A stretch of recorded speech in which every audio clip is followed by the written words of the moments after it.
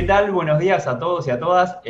Sean bienvenidos al panel Futuro Verde por una recuperación sostenible post-COVID-19, nuevos urbanismos. Y les comento que en este encuentro vamos a tener una apertura que va a estar a cargo de Silvia Toscano, decana de la Facultad de Ciencias Jurídicas y Sociales de UADE, Jorge Argüello, embajador argentino en Washington y presidente de la Fundación Embajada Abierta, y Olaf Jakob, representante de la Fundación Konrad Adenauer en Argentina, y después vamos a pasar a los paneles de los expositores, donde vamos a tener 3 participaciones. Vamos a contar con Patrick Daude, jefe de proyectos en la Unidad de Planificación Estratégica y Movilidad Sostenible de la ciudad de Stuttgart, Alemania. Luego vamos a contar con la participación de Paola Ferrari, profesora adjunta del Departamento de Gobierno de UADE, y finalizando va a estar Daniela Sandberg, arquitecta y especialista en planificación urbana y regional. Así que bueno, antes que nada quería agradecer tanto a la Fundación Konrad Adenauer como a la Fundación Embajada Abierta y a la UADE que facilitaron este espacio, a Silvia, a Facundo Cruz que hicieron todas las gestiones, y a todos los participantes que están ahora acompañándonos tan temprano o no tan temprano en esta mañana. Y entonces así pasamos a hacer la apertura y de paso la palabra a Silvia Toscano. Muchas gracias, Nelson. Buenos días a todos y todas. Es un placer compartir este encuentro con amigos y con 2 fundaciones tan afines a UADE y con las cuales hemos desarrollado y seguiremos desarrollando tantas acciones conjuntas. Toda crisis es una oportunidad de cambio y así lo viene demostrando la pandemia en la cual estamos inmersos. Sin duda alguna, nuestra forma de ver, vivir y percibir las ciudades ha cambiado, surgiendo un nuevo concepto de urbanismo que afronta no solo una crisis sanitaria a la que se debe atender, sino también a una sociedad cambiante y compleja a la que debe contener, donde la incertidumbre y la volatilidad tan solo son algunas de las características que nos obliga a cuestionarnos el tipo de ciudad que queremos y que necesitamos. Esta pandemia ha puesto foco, entre otras cosas, en la proximidad, adaptabilidad y flexibilidad de las ciudades, conjuntamente con un aumento de la conciencia social y política para el cambio que necesariamente se está produciendo y se producirá. Repensar la calidad del espacio público es hoy más importante que nunca. El nivel de verde, el paisaje, la accesibilidad, la inclusión, los servicios públicos, entre otros, constituyen parte de esa gobernanza urbana, punto de partida para los enfoques de políticas públicas en el área.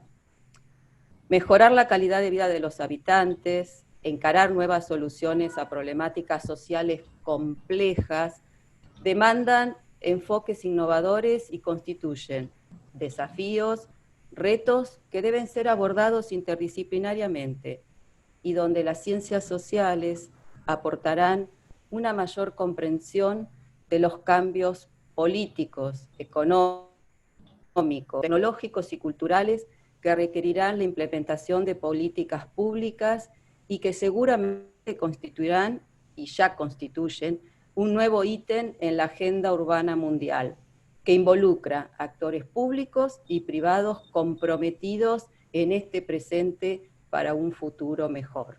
Celebro nuevamente este encuentro, este espacio de reflexión y debate junto a queridos amigos y también uno de nuestros expertos expositores. Muchas gracias. Bueno, ahora le pasamos la palabra a Jorge Argüello, presidente de la Fundación Embajada Abierta y embajador argentino en Washington. Muchas gracias, Nelson. Muchas gracias, Silvia. Buenos días a todos, a todas. Realmente estoy muy contento de poder participar en este segundo encuentro del ciclo que la Universidad Argentina de la Empresa, con la Konrad Adenauer y la Fundación Embajada Abierta han organizado. Yo creo que Silvia ya nos introdujo en el tema. La pandemia del COVID-19 llegó a un mundo urbanizado como nunca. Nunca antes habíamos tenido este nivel de urbanización. El crecimiento de las grandes ciudades y los conurbanos en el mundo desarrollado, pero sobre todo en el sur global donde nosotros vivimos, supone y va a suponer un gran desafío para los estados y para los gobiernos locales dentro de pocos años, ya para el año 2050 se prevé. Los cambios demográficos que el mundo vive desde finales de la Guerra Fría, favorecidos por las mejoras en los niveles de nutrición y sanidad, configuran a paso lento, pero a paso seguro, nuevos centros de gravedad poblacional. Por ejemplo, seguramente pocos hayamos escuchado hablar de Niamey, una ciudad del Níger. Para finales del siglo, esta ciudad africana va a tener más población por sí misma que toda la República Argentina. La cuestión demográfica combina dos fenómenos. Por un lado, el crecimiento poblacional, sobre todo en el mundo en desarrollo, y por el otro, la veloz urbanización que se verifica ya en todo el globo. Las últimas proyecciones de Naciones Unidas esperan que la población mundial crezca en casi 3.000 millones de personas para mediados de este siglo, lo que equivale a 2 veces la población de China o la población de la India. Y para el año 2100, que es pasado mañana, seguramente otros 3.000 millones de seres humanos más van a nacer para llegar a 11.000 millones de habitantes en el planeta. Para entonces, dice la ONU, se espera que la humanidad se haya convertido en una especie casi exclusivamente urbana, en la cual 9 de cada 10 personas van a estar viviendo en ciudades. 9 de cada 10. En 2050 ya van a ser 2 de cada 3. Esa lista de nuevas ciudades se sumará a las ciudades ya existentes, que se van a ampliar con extensos cinturones conurbanos, como el que tenemos aquí en el área metropolitana de Buenos Aires. Según las proyecciones de los estudios demográficos, para mediados de este siglo, más de 100 ciudades tendrán una población superior a los 5.5 millones de personas. Esto tiene implicancias estratégicas en lo económico y en lo político. Primero, porque las grandes urbes son cada vez más motor fundamental de desarrollo y de innovación. Y por el otro, de hecho, según las estimaciones de la OCDE en este sentido, las ciudades ya son responsables del 80% del Producto Bruto Global. Y ahora sí, en segundo lugar, porque estas ciudades además gozan de un gran peso político, que es un peso político creciente hacia adentro de los países, pero también un peso político hacia afuera, en el campo diplomático. Y esto les da dinámicas propias al margen de los gobiernos nacionales. E incluso, en ocasiones, algunas ciudades le terminan disputando protagonismo internacional a sus gobiernos nacionales. Los expertos sostienen que el crecimiento de la población es necesario para crear riqueza. Y sobre eso no hay desacuerdo. Además, la urbanización puede reducir significativamente el impacto ambiental del ser humano. Pero debemos también recordar que las grandes ciudades pueden volverse ingobernables, sobre todo para países institucionalmente débiles, o pueden amplificar las catástrofes climáticas. Por lo tanto, el diagnóstico aparece claro.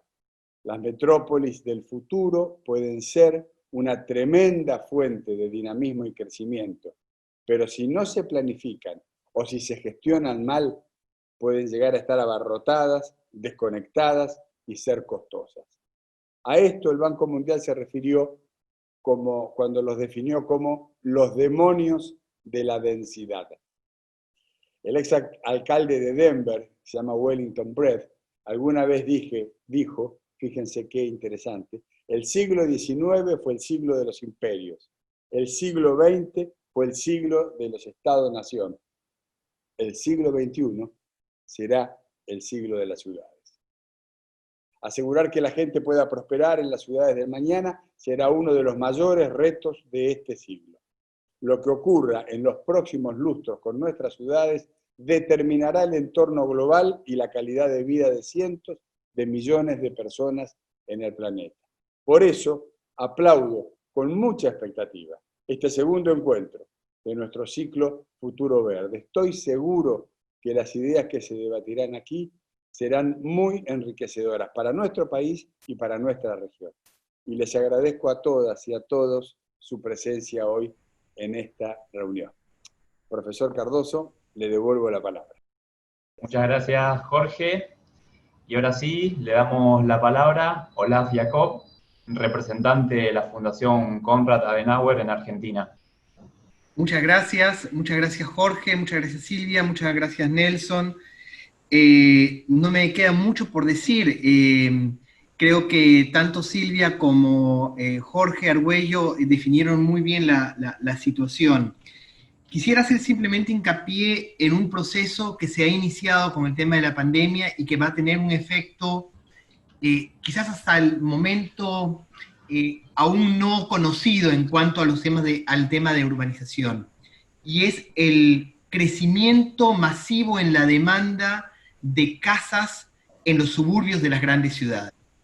Lo notamos tanto en Europa, probablemente en Estados Unidos, no conozco la situación en Estados Unidos, donde ya hay un proceso de formación de suburbios muy grandes, pero lo conocemos aquí en Argentina y lo veo también en otros países de la región como Perú, como Colombia, en los cuales la demanda por casas, por terrenos en las afueras de la ciudad han ido creciendo para así, de alguna manera, tratar de escaparse de la cercanía entre la gente y mantener ese distanciamiento social, de alguna manera, en todo el entorno familiar de la gente que vive en esas casas con más espacio y más grandes. Esto, naturalmente, si este proceso se va en los próximos años a agudizar, vamos a tener probablemente un crecimiento masivo del área de las grandes ciudades o de las áreas metropolitanas.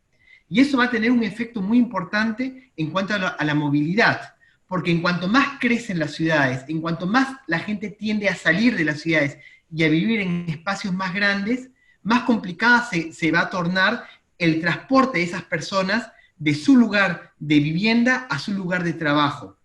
Entonces, vamos a tener un nuevo boom de los automóviles, lo cual tendría un impacto muy negativo en el tema ambiental, o vamos a tener un boom, quizás, de sistemas de transporte público que tendrían que ampliarse tremendamente para ir a abordar e ir a, de alguna manera, compensar o a atraer a esas personas que se movilizan de los suburbios, de lugares más alejados a la ciudad, para que puedan transportarse de esos suburbios a su lugar de trabajo.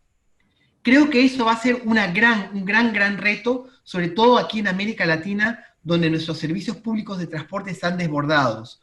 Yo, por ejemplo, hace 2 años viajaba todos los días acá desde mi casa en San Isidro a Capital con el tren Mitre, con el ramal Tigre, el tren Mitre, y salía de casa a las 5:30, 6 de la mañana, para poder ir en un tren más o menos cómodo.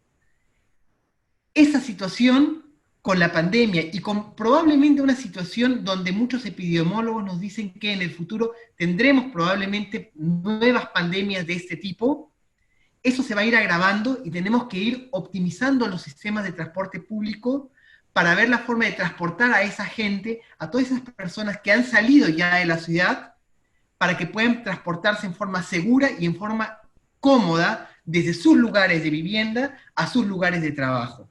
Yo creo que eso es uno de los grandes temas que nos van a ir acompañando en los próximos años, y estoy seguro que el especialista y las 2 especialistas que nos van a acompañar el día de hoy, Vanessa Ferrari, Patrick Daude y Daniela Seinsberg, seguramente que van a abordar ese tema que creo que también es de gran relevancia.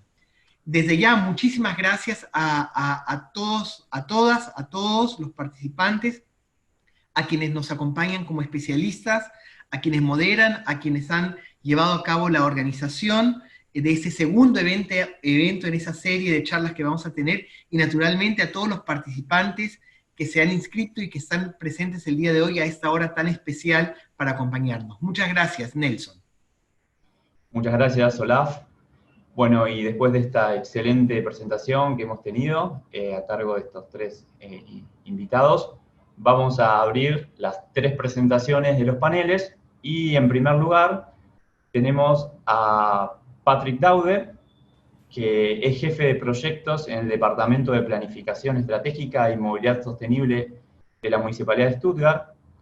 Daude y sus colegas están especializados en captar recursos, innovaciones y apoyar a los departamentos técnicos en introducir estas en el territorio. Daude es licenciado en Relaciones Internacionales y tiene un máster europeo en estudios laborales de la Universidad de Bremen. Trabaja desde el año 2006 en la Municipalidad de Stuttgart, donde creó por encargo del entonces intendente la red de Cities for Mobility, coordinó y trabajó en varios proyectos de movilidad europeos y es encargado de la coordinación de eventos nacionales e internacionales. Así que, Patrick, te doy la palabra. Sí, muchas gracias, Nelson. Es un gusto estar aquí presente con ustedes. Y claro, es mucho más lindo, más enriquecedor, obviamente, verse físicamente, pero bueno, igual es una forma de compartir con ustedes un poco la experiencia de nosotros aquí en Stuttgart. Y bueno, me agradezco mucho la oportunidad que me dieron para participar y bueno, voy a dar un breve resumen de lo que son las políticas de movilidad de la alcaldía de Stuttgart y ¿cómo se dice? Y presentarle un poco cuáles son los desafíos y algunas soluciones también. Muy bien, pues entonces le decía, Stuttgart es una ciudad, y creo que la quinta, sexta ciudad en tamaño de Alemania. Tenemos 600.000 habitantes, con lo cual no es un tamaño muy grande, pero lo interesante es que, como hablábamos recién también de las regiones metropolitanas, es una región metropolitana muy grande, de casi 3 millones de habitantes, y capital de estado de Baden-Württemberg. Tenemos un sistema de transporte público muy eficiente y muy desarrollado, con líneas de metro. Tenemos las líneas de metro son las que son importantes para conectar con las ciudades de la región,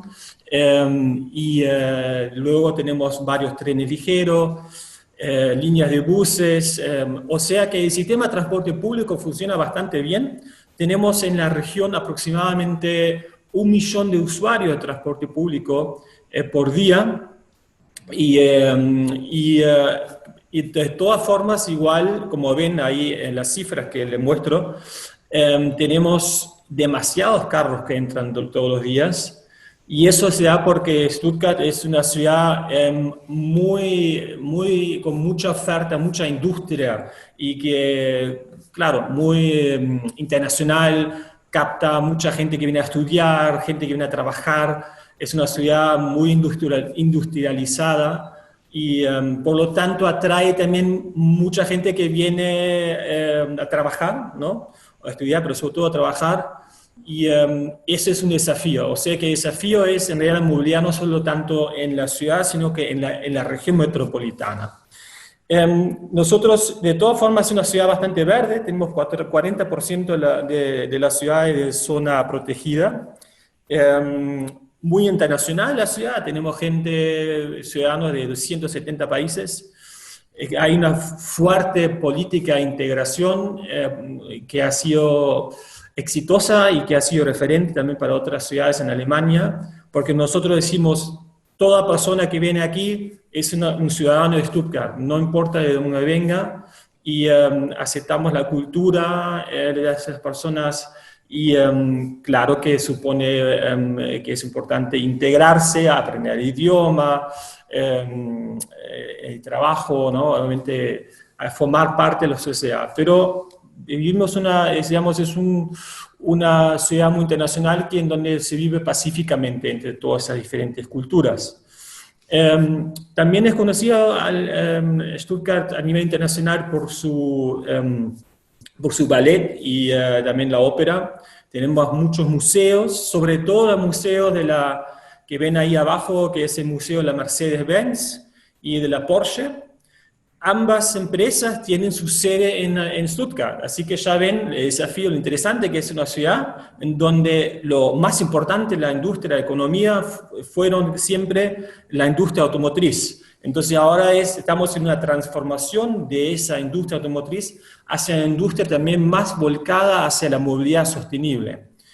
Tenemos muchas empresas que registran patentes, le estaba diciendo, en el sector automotriz, pero no es solamente ahí, también es el segundo centro financiero en el país y como le decía, hay muchos institutos de investigación, de desarrollo, que cooperan con las empresas en el sector de la movilidad, de las energías renovables y otras áreas importantes también.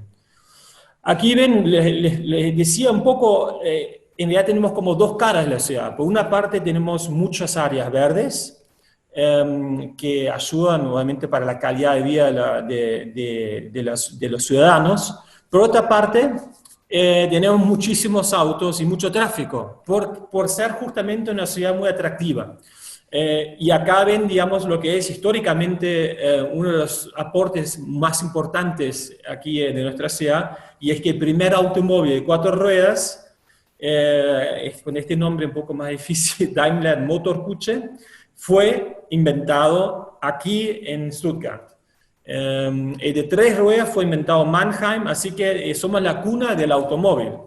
Entonces, por una parte tenemos una ciudad muy desarrollada, mucha industria, y por otra parte áreas verdes. Y lo importante o lo interesante es cómo conjuga eso, cómo se puede poner un balance. Nosotros en realidad en la alcaldía, y nosotros trabajamos en la Secretaría del Alcalde en estrategias de movilidad sostenible, estamos en el camino de transformar la ciudad, en eso trabajamos, hacia una ciudad que no esté más enfocada en el carro, sino que en una ciudad más humana en el sentido de promover modos de transporte activos, caminar, ir en bicicleta, combinar los medios de transporte, porque sabemos que las ciudades están sucumbiendo y eso deteriora la calidad de vida de las ciudades. Como muchas ciudades, aquí ven una imagen típica, tenemos en las horas pico también embotellamientos. La ciudad del centro está en un valle y en donde hay también calles, pero con espacio limitado, y como vienen muchos autos, entonces se generan estos embotellamientos que son típicos en nuestras ciudades en todas partes del mundo. Lo interesante de esta foto que les muestro es que a su vez ven también aquí que tenemos este tren ligero, el amarillo, que es un sistema segregado, o sea, en la ventaja comparado con un tranvía común es que no transita con los carros en la calle, sino que tiene carriles segregados, entonces no hay intersecciones, muy pocas intersecciones con el auto. Por lo cual, en estas horas, el transporte público es puntual, es confiable, es seguro y tiene una buena calidad, y por lo cual mucha gente lo usa.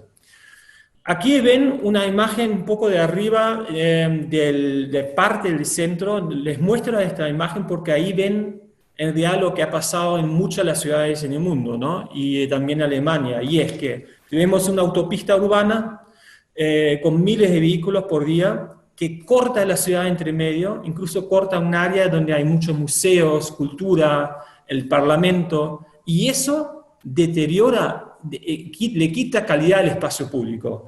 Esto fue una consecuencia después de la Segunda Guerra Mundial, cuando se pensaba que las ciudades modernas, económicamente más interesantes, son las que favorecen la movilidad ilimitada en el carro. En aquella época se pensaba que eso era el modelo del futuro. No se podía anticipar que iba a ser tan complejo y con tantas consecuencias negativas. Entonces, esa consecuencia tenía como centro entonces que la infraestructura básicamente estaba a servicio del carro. Y ahí este desarrollo histórico que vemos es realmente típico para muchas ciudades en Alemania, sobre todo aquellas ciudades que fueron muy destruidas en la Segunda Guerra Mundial. Se construyeron muchas autopistas, estacionamientos para autos, no había zonas peatonales, muy poco transporte público. Luego, ya en los años 60-90, fue cambiando bastante las ciudades en el sentido que se construyeron sistemas con mucha capacidad de transporte público, sobre todo de tren, el metro, el rojo del tren que ven, pero también se hicieron zonas peatonales, se construyeron anillos viales y también sistemas para guiar estacionamiento. O sea que eso ya era una gran intervención y había muchísimas obras porque había que construir muchos túneles. Hoy en día ya estamos un poco más enfocados en la mejora del software, o sea, también hacer una gestión de tráfico mejor del tráfico motorizado y transporte público, pero también favorecer modelos como el car and bike sharing para compartir también vehículos, expandir más el transporte público, ofrecer mejores líneas, porque sabemos que si ofrecemos una buena alternativa al carro, la gente cambia de modo de transporte. Y eso es lo que hemos vivido. ¿A dónde queremos llegar? A una ciudad que esté todavía más enfocada a la movilidad humana, que en donde el individuo, la movilidad esté al servicio del ciudadano. O sea que tenemos que invertir más todavía en el sistema de transporte público. Hay que recuperar más espacio público que antes estaba dedicado solamente a los carros y para darse a los peatones ciclistas. Y esto es lo que vemos ahora en la época COVID, que se generan más carriles en donde para darle esa posibilidad de circular con más seguridad, se da más espacio para peatones y bicicletas. O sea que estamos llegando a una nueva cultura de movilidad, en donde también queremos proteger a los ciudadanos de los altos niveles de emisiones, que es un tema muy complejo, pero que hay que estar trabajando mucho para mejorar la calidad de aire.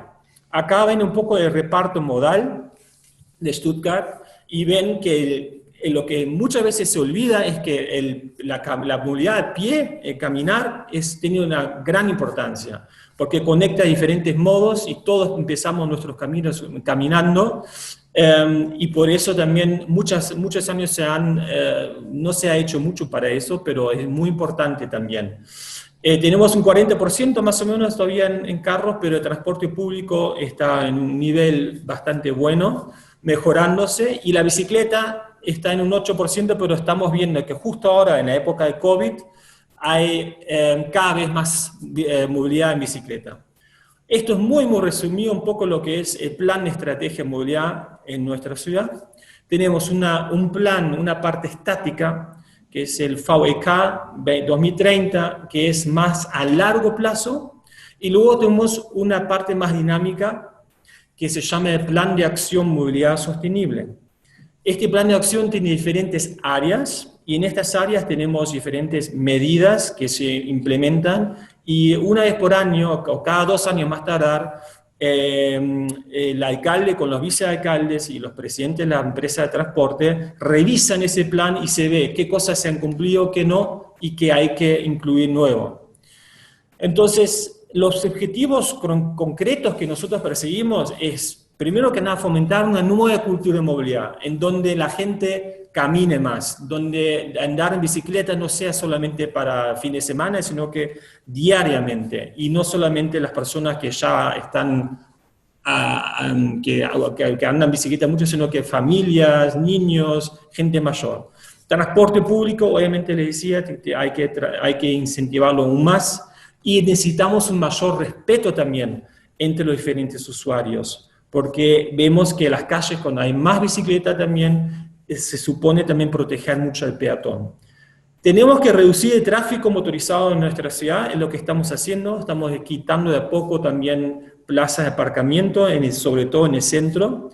Y estamos expandiendo los incentivos financieros también para que la gente tenga un motivo para cambiar su modo de moverse.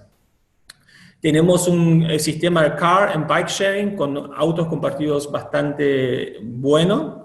El sistema tarifario se ha agrandado bastante y se ha simplificado, y queremos que más gente todavía use transporte público, y para eso existen también modelos e incentivos en donde el municipio o la empresa paga una parte del ticket mensual, por ejemplo.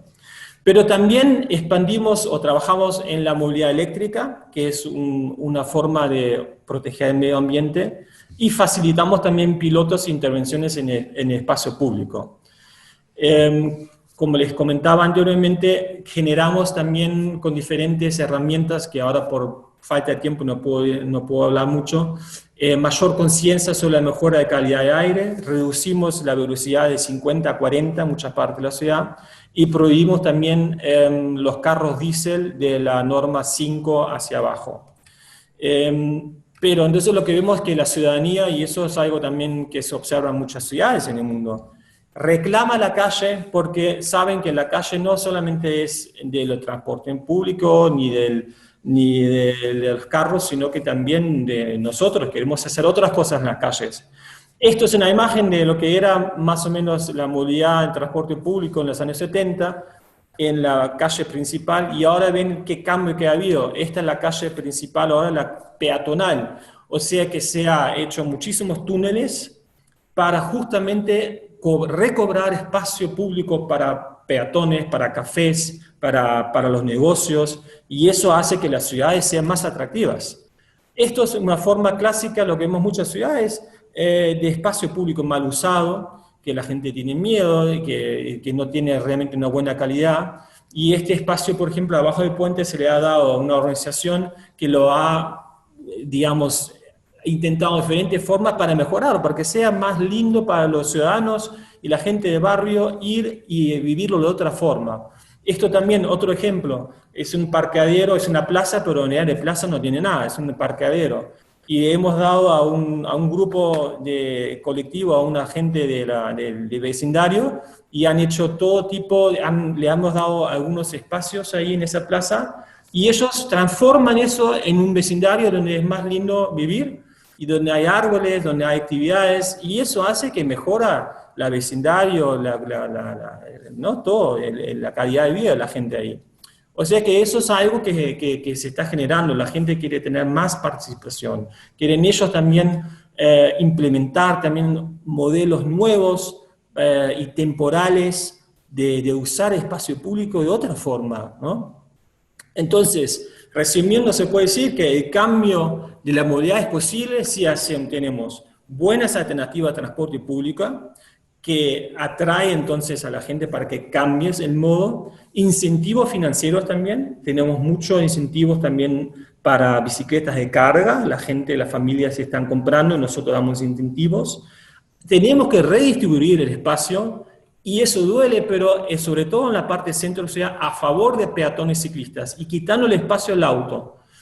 Y también dar multas más severas para que la gente no estacione en la vereda o en otras partes y que haya realmente un respeto de eso. Como les decía, tenemos muchos carros, aquí ven algunos números que son compartidos, son sistemas con estaciones, tenemos motos eléctricas, scooter también, que son un poco problemáticas, pero es otro tema, y también un sistema de bicis públicas que son de 700 bicicletas en Stuttgart. Si a alguien le interesa más, obviamente podemos profundizar en esto, pero entonces la movilidad eléctrica es uno de los ejes centrales de nuestra política de movilidad. El año pasado hemos festejado nuestro primer día sin carro, muy pequeño, debo decir, nada que ver comparado con otras ciudades, ¿no? Como Bogotá, por ejemplo, otras ciudades también, pero empezamos y una señal a la ciudadanía que también hay que vivir los espacios públicos diferentes y no solamente para los autos. Y acá, por último, les quiero invitar a nuestra conferencia de Congreso Internacional Cities for Mobility. Lo hacemos desde el año 2006, ofrecemos, es un evento internacional donde viene gente de todas ciudades en el mundo, gente que quiere cambiar las ciudades, y lo hacemos aquí en la alcaldía. Hemos tenido muchos participantes de Argentina, de municipalidades, de ONGs, y bueno, el año que viene queremos intentar vuelta a hacer nuestro 10º Congreso Internacional, y pues si ustedes están interesados, pueden inscribirse en nuestro newsletter y los mantenemos informados. Y acá ven algunas impresiones que obviamente fueron antes de COVID, pero bueno, estamos adaptándonos ahora y cambiando un poco los formatos, ¿no?, de los eventos, pero queremos hacer el año que viene un evento, sí, que venga gente de otros países también. Vamos a ver cómo es la situación, y le agradezco mucho, y pues estoy mucho gusto por contestar unas preguntas luego. Gracias. Muchísimas gracias, Patrick. Excelente tu presentación, muy ilustrativa la experiencia de Stuttgart. Antes de pasar a la próxima presentación, les hago un breve aviso. Todas las personas que tengan alguna pregunta que quieran hacer a los expositores, si las pueden escribir por el chat, así yo las voy condensando, y al final de las 3 presentaciones hacemos las rondas de preguntas y así seguimos con el intercambio. Así que, bueno, eso, escríbanlas acá en el chat, o por privado, el público, no hay problema. Bueno, y ahora sí vamos a pasar a la próxima expositora, compañera de la casa de UADE, Paola Ferrari, que es licenciada en Ciencia Política, becaria Claxo Jóvenes Investigadores, docente universitaria en UADE, en UNLA, UAI y Morón, y también es docente e investigadora en la UBA. Así que, Paola, adelante.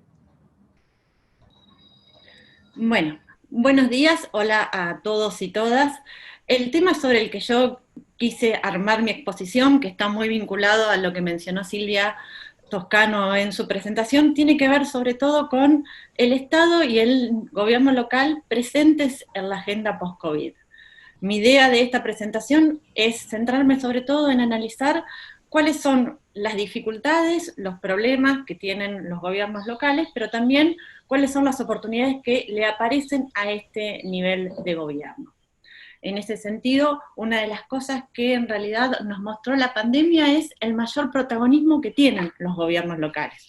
Acá en nuestro país, cuando hablamos generalmente de los contagios, hablamos de los contagios que se dan en Rosario, en Mar del Plata, en el AMBA, pero en realidad ello nos permitiría inferir que ese mayor protagonismo que tienen estos gobiernos locales está muy relacionado con las agendas de la pandemia. Sin embargo, este protagonismo, o este gran protagonismo, o esta gran visibilidad que adquirieron los gobiernos locales en este momento, no es un proceso nuevo en nuestro país. En realidad, el protagonismo de los gobiernos locales o de los municipios es un proceso que podemos situar en nuestro país a partir desde fines de la década del 80 y principios de la década de los 90, y que está asociado a múltiples cambios que se relacionan con la recuperación de la democracia, la mayor participación ciudadana, el proceso de globalización, y en el caso de la gestión pública se relaciona mucho con los procesos de descentralización de la reforma del Estado. Antes de comenzar a explayarme sobre mi exposición, en realidad debería ser una pequeña advertencia. Yo no tengo demasiado optimismo acerca de que este protagonismo que tiene en este momento, que tiene este nivel de gobierno en este momento, pueda redundar en una mejora en la calidad de vida de las comunidades que habitan en ese municipio. Parte de mi pesimismo tiene que ver con, y para utilizar una frase ya muy conocida, es que en esta pandemia nos dimos cuenta que enfrentamos problemas del siglo XXI con ideas del siglo XX, con, en realidad, herramientas del siglo XIX, sobre todo en el campo de la administración pública. El eje con el que deseo ordenar mi exposición es, en este escenario, qué problemas se exacerban y qué oportunidades aparecen para los gobiernos locales o para los municipios. Para ello, en realidad, voy a ordenar esta exposición en torno a 2 grandes líneas. Por un lado me voy a referir a los problemas y las dificultades que podemos ver y que en realidad están presentes desde hace mucho tiempo en los gobiernos locales, y por otro lado después me voy a referir a las oportunidades que nos presenta este escenario de la pandemia y las oportunidades que aparecerían en el escenario post-COVID. En mi opinión, una de las dificultades con las que se van a encontrar los municipios en este escenario post-COVID es un incremento de las demandas ciudadanas. En realidad, este incremento de las demandas ciudadanas es producto de la pandemia, pero también va a ser producto de la crisis económica. Lo que vamos a ver es que se van a multiplicar las demandas, que no van a ser solo para los gobiernos locales, sino que también van a ser para los gobiernos provinciales y nacionales, pero se van a multiplicar las demandas a las cuales los gobiernos locales deberían dar respuesta. Entre las más importantes, y en algunos casos en nuestro país ya las estamos viendo, en realidad vamos a ver demandas por mayor seguridad, por aumentar y mejorar la infraestructura, por mejorar la planificación del uso del suelo, por atender a los sectores vulnerables, por cuidar el medio ambiente y por una, como habló recién mi antecesor, por una movilidad sostenible. Algunas de estas demandas en realidad ya tienen varios años, pero lo que va a pasar en este escenario es que se van a recrudecer. Al pensar en realidad en las demandas, una de las primeras cuestiones que aparecen es con qué recursos cuentan los gobiernos locales, en el caso de Argentina, para afrontar estas demandas, con qué recursos cuentan para intentar dar una respuesta a estas demandas. Una de las cosas, si nosotros analizamos en realidad el gasto público en Argentina y comparamos el nivel de gasto que tienen los gobiernos municipales, comparándolo con el nivel de gasto que tienen los gobiernos provinciales y que tienen el gobierno nacional, es que para el periodo 2003-2018, en realidad, el nivel de gasto municipal, en términos de porcentaje del PBI, se ha estabilizado en torno al 3%. Si lo tomamos, por ejemplo, en el caso de los municipios dentro de la provincia de Buenos Aires, los municipios de la provincia de Buenos Aires tienen para financiar, digamos, tienen la capacidad de financiarse con recursos propios en un 45%. Algunos municipios tienen mayor porcentaje de recursos propios o cuentan con mayor cantidad de recursos propios, pero eso en realidad está muy relacionado con el mayor nivel de desarrollo económico que tienen esos municipios. Así, por ejemplo, nos podemos encontrar con el municipio de Vicente López, que se encuentra en la zona norte del conurbano bonaerense, tiene la capacidad de financiarse con recursos propios de alrededor de un 70%. El municipio de Pergamino, que en realidad es un municipio que está ubicado al norte de la provincia de Buenos Aires, con una producción sobre todo agrícola muy importante, tiene la capacidad de financiarse con sus propios recursos en un 53%. Pero si miramos, por ejemplo, el caso de San Vicente es un municipio de la zona sur del conurbano bonaerense. Ese porcentaje cae al 30%. Y si miramos el caso, por ejemplo, de 9 de Julio, 9 de Julio es un municipio que está ubicado en el centro de la provincia de Buenos Aires, en realidad ese porcentaje cae también al 30%. En realidad no hay grandes diferencias entre el interior y el conurbano bonaerense, pero esta es una de las razones por las cuales en realidad los gobiernos locales dependen de las transferencias condicionadas o no de otros niveles de gobierno. Una de las cosas muy interesantes para analizar es que en los últimos años se ha consolidado una fuerte dependencia financiera de los gobiernos locales a los niveles superiores de gobierno. Generalmente los gobiernos locales concentran sus presupuestos en el pago de salarios y en gastos corrientes y dejan las posibilidades de inversión a la posibilidad de obtener transferencias de la nación o de las provincias. En ese marco, en realidad, de múltiples demandas y de escasos recursos, se presenta el tercer tipo de problema al cual me quiero referir, que tienen que ver con las dificultades de gestión con las que nos podemos encontrar cuando hablamos de los gobiernos locales. Una de las cosas cuando hablamos de la gestión pública municipal es que, al igual que puede suceder en términos de gobiernos provinciales, es que esta administración pública nunca logró instituir una burocracia weberiana. Eso implica que dentro de las dificultades o los problemas de gestión pública que podemos encontrar, en realidad nos podemos encontrar con circuitos administrativos informales, por ejemplo también con problemas con la dotación de los recursos humanos.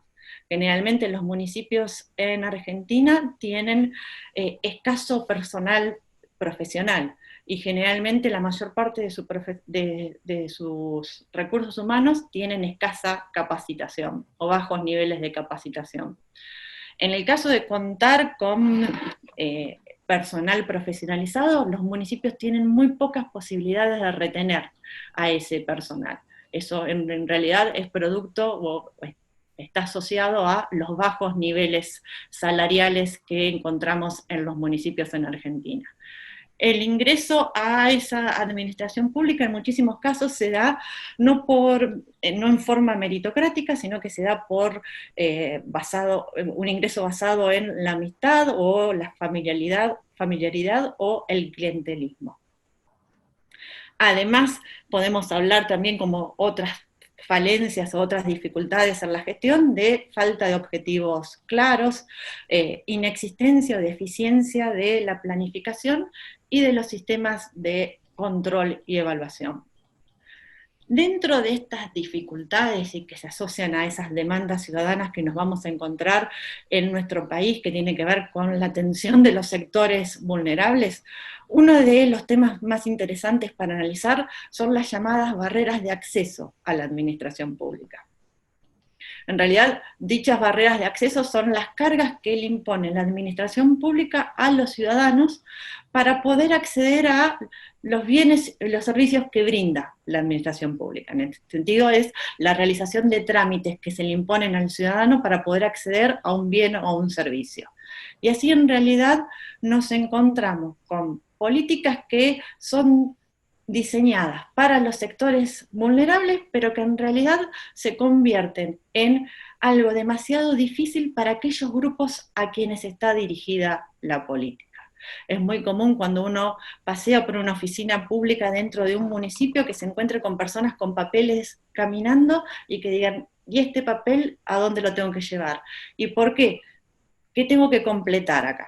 Bueno, eso en realidad es uno de los desafíos que deberían rever los municipios.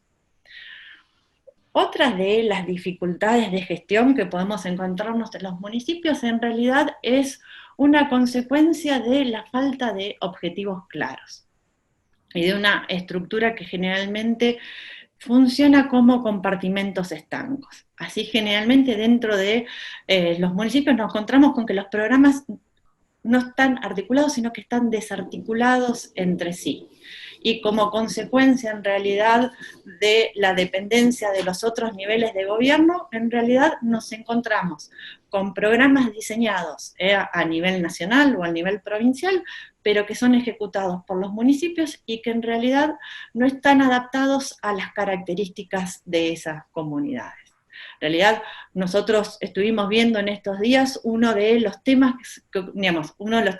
muy relacionados con esto es el caso del municipio de Tandil en estos días, que ocupó varias páginas de los diarios.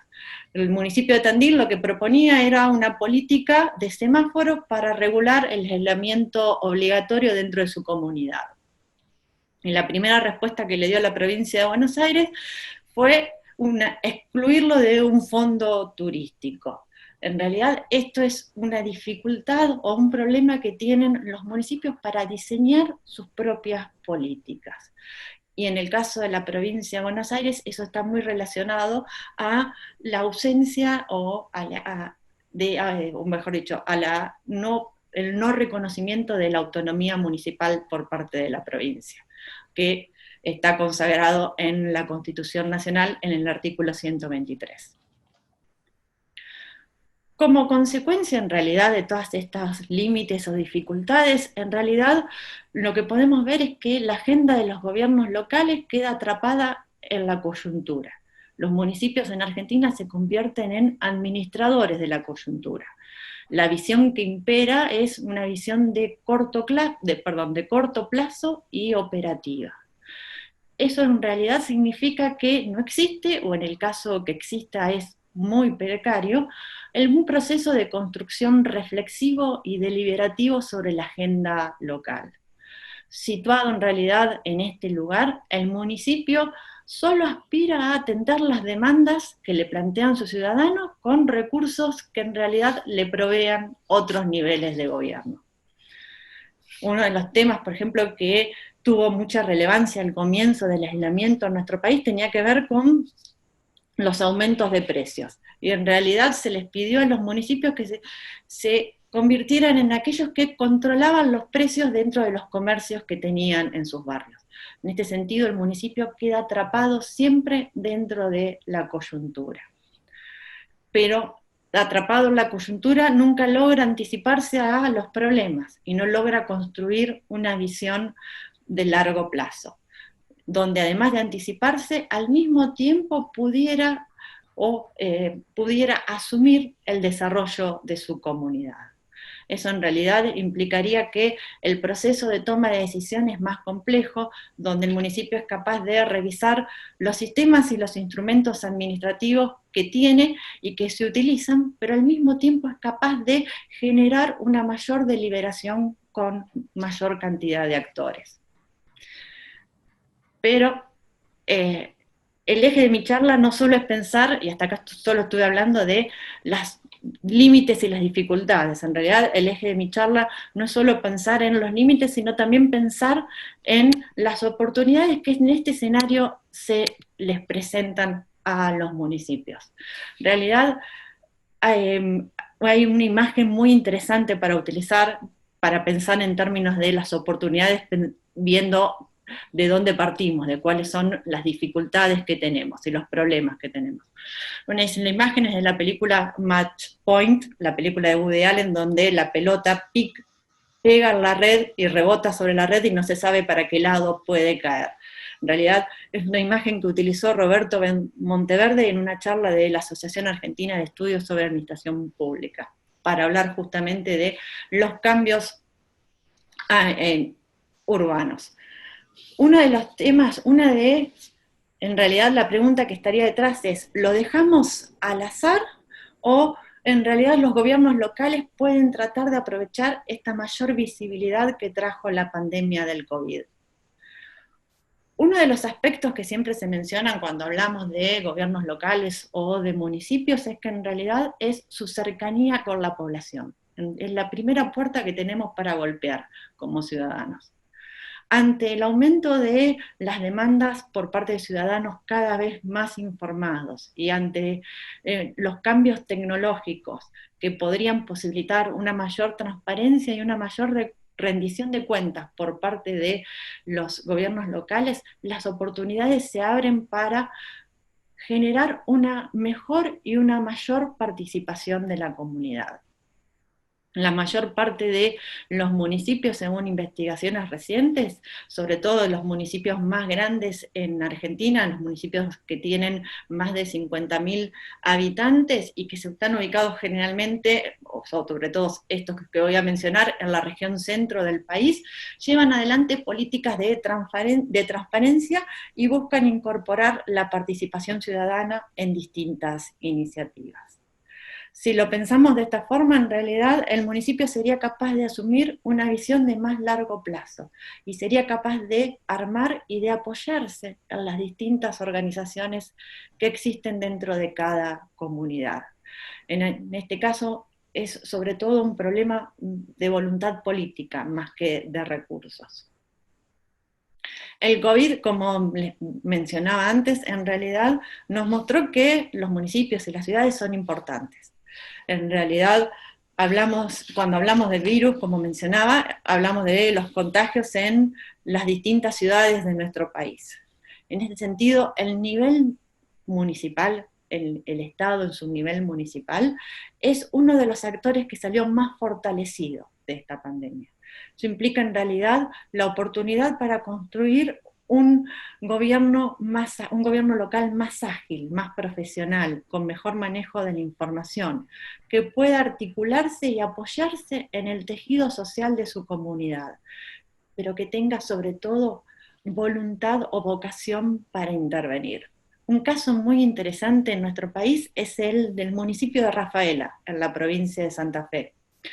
El municipio de Rafaela, en la provincia de Santa Fe, ya en el año 2015 llevó adelante un mapa social de su comunidad. En realidad, el mapa lo que le permitía era relevar cuáles eran las organizaciones sociales que estaban dentro de su comunidad, qué tipo de organizaciones existían y dónde estaban radicadas y cómo se articulaban entre ellas. En otras palabras, le permitió conocer el tejido social que existe dentro de su comunidad. Este municipio, por ejemplo, tiene muchas iniciativas muy interesantes. Tiene un programa de un quirófano móvil y un ómnibus sanitario, que forman parte de un programa que se llama Rafaela en Acción. Una forma que encontró ese gobierno municipal para acercarse al ciudadano y al mismo tiempo tratar de democratizar la gestión. Otra de las cosas que aceleró la pandemia dentro de los gobiernos locales fue la digitalización forzada y acelerada de los bienes y servicios. En este sentido, las organizaciones públicas se tuvieron que enfrentar a la necesidad de encarar, mejor dicho, de evaluar sus capacidades digitales y de encarar los cambios o los procesos de adopción tecnológica e implementar en muchos casos soluciones innovadoras.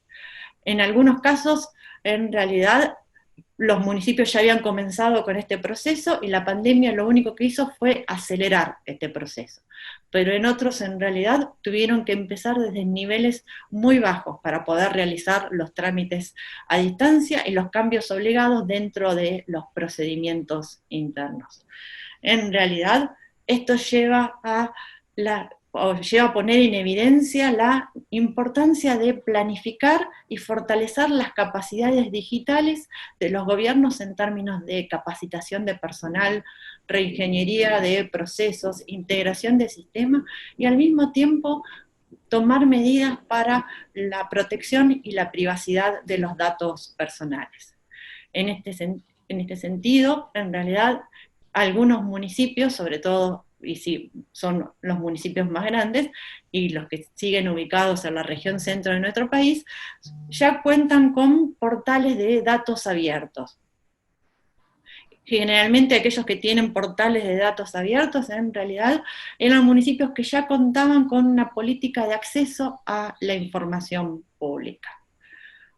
Otra oportunidad se relaciona con su mayor protagonismo para reclamar un aumento de los recursos.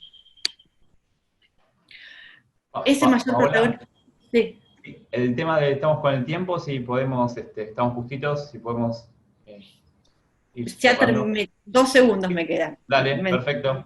Menciono esto último. Uno de los temas es que en realidad el protagonismo para reclamar por un aumento de los recursos, y esta visibilidad lo vimos sobre todo en la provincia, con los intendentes de la provincia de Buenos Aires. Pero eso también implica la posibilidad de aumentar y de potenciar los procesos que ya existen en algunos municipios para que cooperen entre sí, o para generar una agenda de cooperación intermunicipal. En los casos que podemos mencionar, que son casos que en algunos casos ya no existen más, pero en otros tienen actualidad, son el caso de la región metropolitana 1 y 2, que tiene que ver con, en realidad, asocia a los municipios del conurbano norte, y un caso muy interesante es el Comcosur, que es sobre los municipios del conurbano sur, que tuvo vigencia entre el 2004 y el 2008 y que se volvió a relanzar a partir del 2016. En este caso, en realidad, en el caso del Comcosur, lo que se buscaban es una convergencia en las agendas locales de los municipios. eso en realidad, si los municipios cooperan entre sí, permitiría avanzar en nuevos espacios de relación, haciendo realidad la frase, juntos tenemos un problema, juntos lo podemos resolver. Y para ir finalizando, para impedir que en realidad la pelota caiga del lado de las limitaciones, es necesario que los gobiernos locales tengan la capacidad de transformarse. Y con esto ya finalizo, Nelson. Una de las preguntas sería, ¿cómo logran recuperar la visión pública? ¿Cómo logran las organizaciones públicas repensarse? ¿Cómo logran avanzar, en otras palabras, en cambios culturales? Y con esto, sí. Bueno, muchas gracias, Paola. Cualquier cosa, digamos, seguimos en la ronda de preguntas, toda la exposición, así que, bueno, muchísimas gracias. Y ahora sí, vamos a pasar a la última expositora, Daniela Sandberg, que es arquitecta y magíster en planificación urbana y regional, profesora e investigadora de FADU-UBA, directora del proyecto UBACIT, Gestión Urbana Contemporánea y Justicia Socioespacial, Secretaría de Investigaciones, donde ha dirigido proyectos de investigación urbanística desde el año 1998. Posee una extensa trayectoria en docencia universitaria en grado, gestión urbana contemporánea, planificación urbana y posgrado. Actualmente,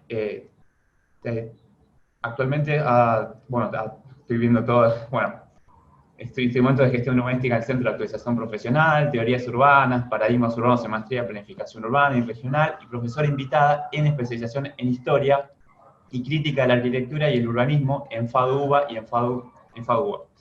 Así que bueno, le pasamos la palabra a Daniela, así que adelante. Bueno, me inspiró, primero, bueno, agradezco este tipo de invitaciones porque la verdad que esto de la pandemia me tiene la cabeza muy motivada. La verdad que los últimos años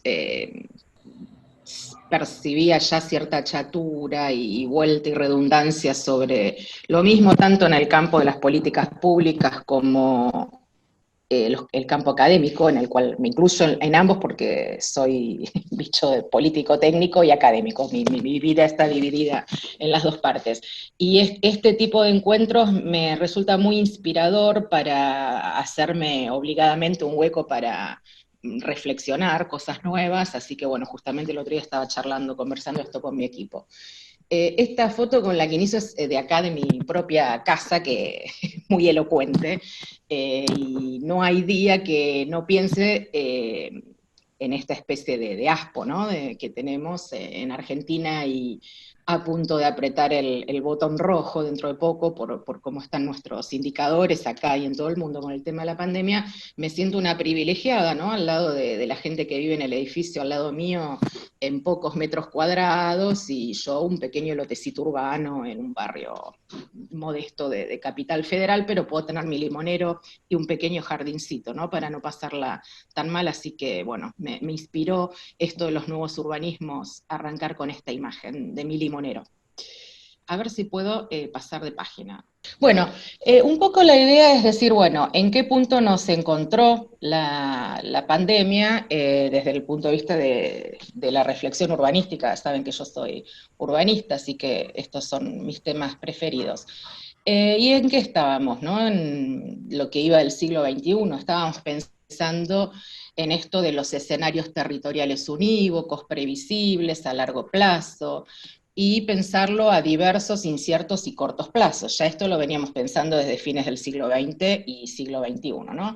De los instrumentos de gestión urbana normativos cerrados y globales, a escenarios diversos y flexibles, de la gestión de la ciudad ideal a la gestión de la ciudad posible, de la gestión de los territorios transnacionales globalizados a los planes y proyectos de integración internacional y regional, de la gestión urbana local en el contexto de las grandes obras públicas regionales, de la negación de la informalidad a su reurbanización desde el enfoque del derecho a la ciudad tan difundido en las últimas décadas, de la lógica de la gobernancia a la de la gobernanza, que tiene que ver con los escenarios de participación y esto de la accountability y la rendición de cuentas, de la consolidación del crecimiento suburbano disperso, poco denso, y la metrópolis, de las redes informacionales, a pasarse a recomendar el tema de la ciudad densa, de la producción de parques industriales y tejidos mixtos en el conurbano, peniurbano, metropolitano,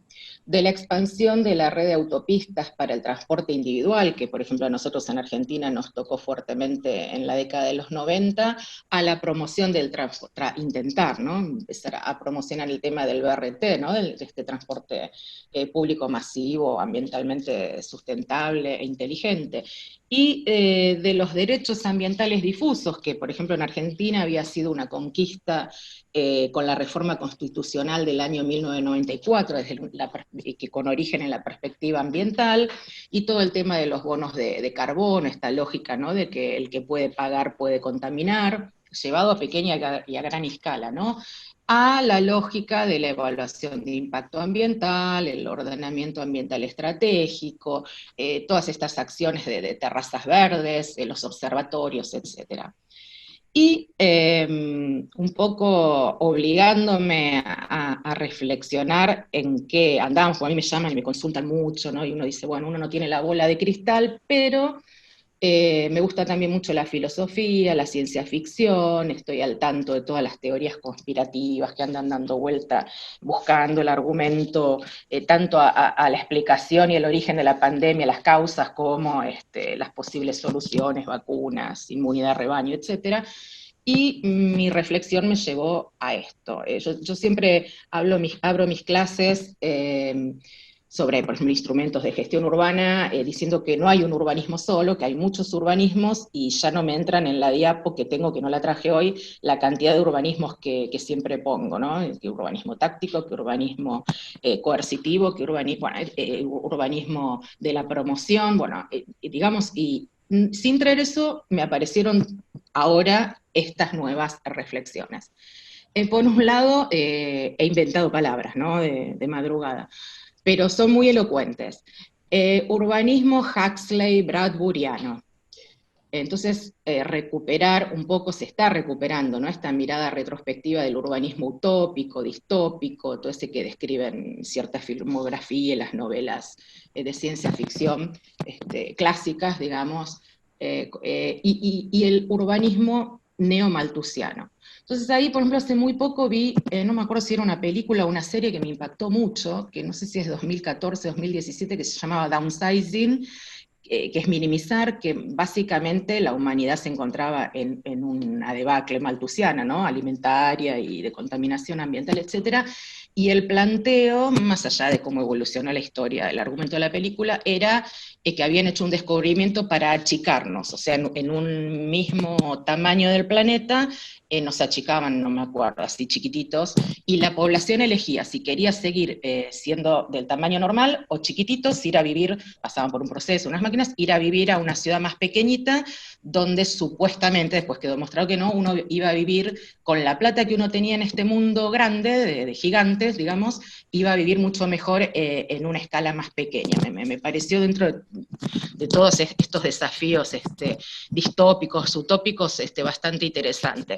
Después, bueno, una serie de cuando yo era chica, Fuga en el siglo XXIII, si algunos de mi época se acuerdan, donde también la humanidad en una situación malthusiana y que no se podía vivir en el exterior, no me acuerdo bien a raíz de qué era o qué pasaba, pero sí que vivían en una especie de, no sé, una especie de planeta de los simios encerrados.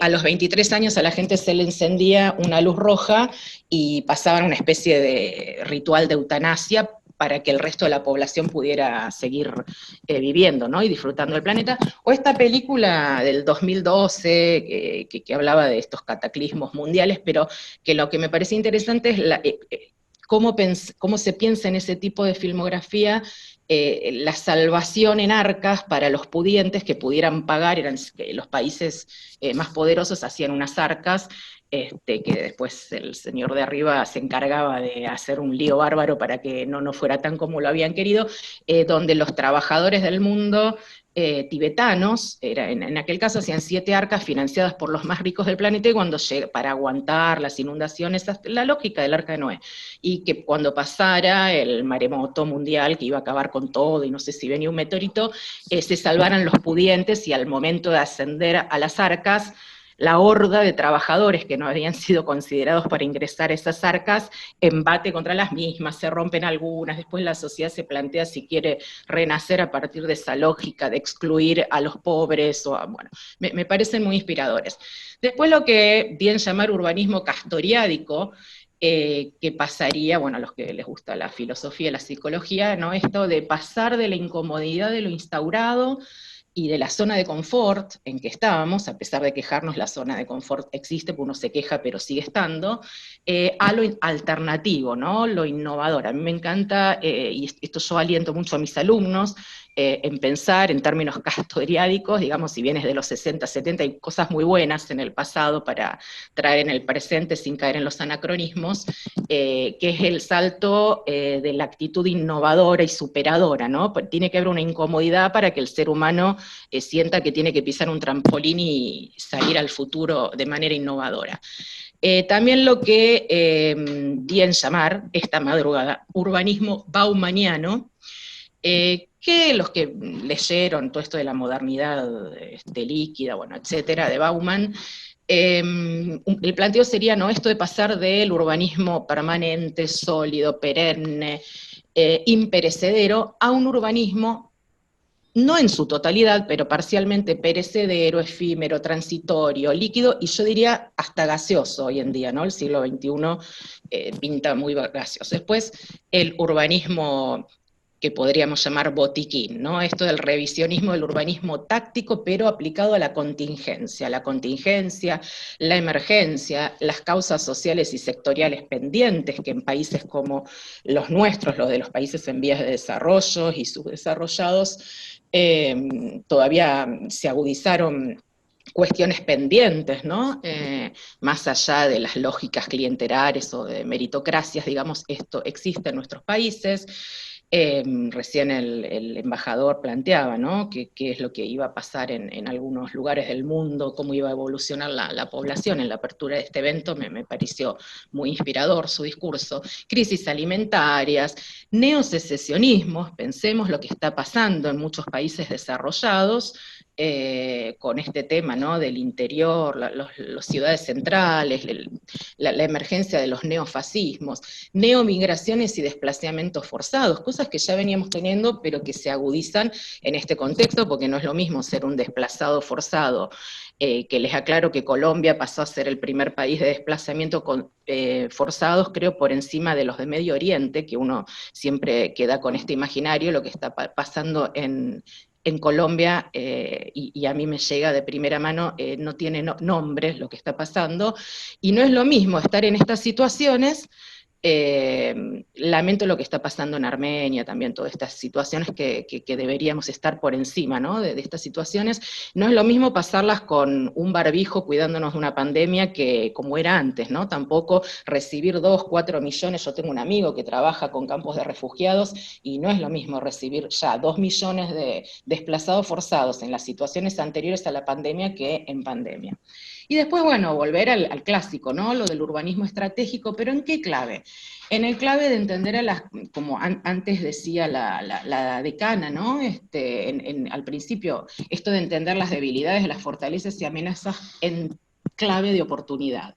¿Y cuáles son que a mí me inspira mucho eso? ¿Y cuáles son las cuestiones de debate hoy en día? No digo que digo todas, pero las cuestiones centrales que está discutiendo los que nos dedicamos al urbanismo. El tema de la centralidad, la descentralización, la movilidad, lo local, lo metropolitano, las migraciones inversas, que es un tema nuevo que nos está pasando, los redimensionamientos necesarios, redimensionamientos que todas las colegiaturas profesionales están repensando, redimensionamientos cuanti cualitativos de indicadores para infraestructura, equipamientos, espacios domésticos, espacios públicos, impactos del rediseño de las políticas sectoriales como el turismo, el suelo, la industria. Tengo la suerte por mi actividad político-técnica de estar presenciando todas las semanas una reunión con cada ministro de la Argentina, he escuchado a casi todos, personalmente en grupos pequeñitos como y la verdad que se están deslomando en ver con los pocos recursos que tenemos, y la adversidad en que nos dejó la política a raíz de la cual tuvimos que renegociar, como ya conocemos, el tema de la deuda externa. Magia. Tengo un amigo personalmente que se ocupó en los 2 primeros meses y sigue haciéndolo. Otrora se ocupó de todo el programa de 700, 900 escuelas, universidades, etcétera, y estuvo a cargo a una altura inconmensurable, y fue compañero mío de posgrado hace 25 años, Rolo Macera, y se ocupó de ampliar la infraestructura hospitalaria con creo, el ministro de Obras Públicas en Argentina, que sin eso estaríamos como Wuhan, diría yo, a esta altura. Y la verdad que aprovecho a agradecerle públicamente a ese tipo de funcionarios. Y después, para no extenderme mucho, a mí me gusta siempre hacer unas pinceladas así genéricas para provocar por ahí en la audiencia algunas preguntas así inspiradoras. No voy a dar ninguna receta, porque para mí también son preguntas, pero simplemente decir, bueno, respecto de tales temas que yo siempre manejo, quizás en mis clases, y con mi equipo de investigación, de gestión urbana, innovación y justicia socioespacial, en la Facultad de Arquitectura, en el Instituto de Espacialidad Humana, que tenemos sede, y el Instituto de Urbanismo, por algunos recortes temáticos. Entonces, por ejemplo, en cuanto a este instrumento clásico ya del urbanismo, que es el proyecto urbano, ¿en qué momento nos encontró, ¿no? Prepandémico, siglo XXI prepandémico, y bueno, estábamos viendo un poco que estaba evolucionando una continuidad de esta lógica dual. Por un lado, los proyectos urbanos fragmentarios, como Puerto Madero, como el proyecto por ejemplo, la Barcelona Olímpica, etcétera, y por otro carril, lo que en algún momento, no sé, digamos, entre 2010, 2015 más o menos, se dio el llamar urbanismo social. Hubo países como en Colombia, en Medellín, que difundieron mucho este tema. Desde Brasil también los gobiernos socialistas en su momento promovieron con otro instrumento que es el Estatuto da Cidade, este tipo de modelo, y por suerte durante varios años, 10, 12 años en Argentina, por lo menos, y en algunos países de América del Sur, cuando estaba activa la UNASUR, que hace un tiempito, bueno, está más complicado, América del Sur en ese sentido, pero hubo cierto aire que permitió aplicar ciertas políticas vinculadas a los proyectos urbanos con la perspectiva de urbanismo social. Mi crítica siempre fue esto, ¿no? De manejar el urbanismo social como si fuera cosa de los pobres solamente, y no mixturar y articularlo con lo otro, ¿no? Pero bueno, en eso nos encontró, y en este mismo campo del proyecto urbano, ¿dónde veo que estamos? Por un lado, yo no sé, ¿se ve la flechita que estoy moviendo? Bueno, no uso la que uso la láser, que es más cheta, más copada, porque no estoy en el formato, uso el cursor común. Acá no tengo disponible en este formato la otra. Por un lado nos encuentra en esto, ¿no? Estas imágenes a las que nos estamos acostumbrando, ¿no? El redireccionamiento del diseño del espacio público-privado y la revalorización de las interfaces entre lo individual y lo colectivo, que todavía no está suficientemente, a mi modo de ver, trabajado, pero bueno, esta propensión a un retorno a las soluciones individuales, como esto de hacer gimnasia.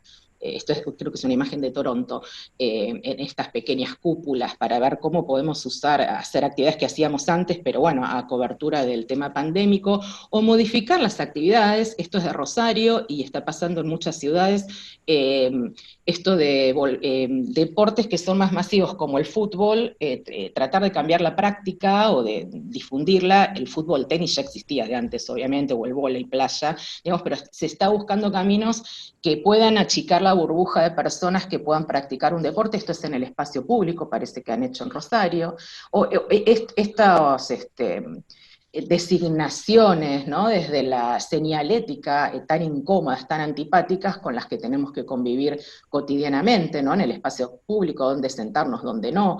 El famoso takeaway, que ya existía desde que yo era chica, pero bueno, ahora volvió a estar de moda para no tener tanto contacto físico en los comercios. Y también, el último proyecto urbano del que más estaba hablando, era el de Hudson Yards, en el East Side, del Lower East Side en Manhattan, en el proyecto Bloomberg, muy cuestionado, muy desde una lógica también, ¿no? De mucha densidad, muy elitista, bueno, no me voy a detener en esto, pero bueno, una resignificación del urbanismo social, pienso, binario, esto de ricos, pobres, exclusivo, inclusivo, gradientes de porosidad según mixidad socioespacial, repensar esto, ¿no? De lo binario entre la lógica de la ciudad monofuncional y la multicompleja, y repensar desde las interseccionalidades hegemónicas del momento. Si es género, lo etario, o sea, ya de género veníamos hablando antes que empezara la pandemia fuertemente, pero quizás insuficientemente los distintos gradientes etarios que empiezan a cobrar mucha más fuerza con la pandemia, exclusiones e inclusiones desde los cortes etarios, culturales, étnicos, de nuevo repensar la formalidad e informalidad.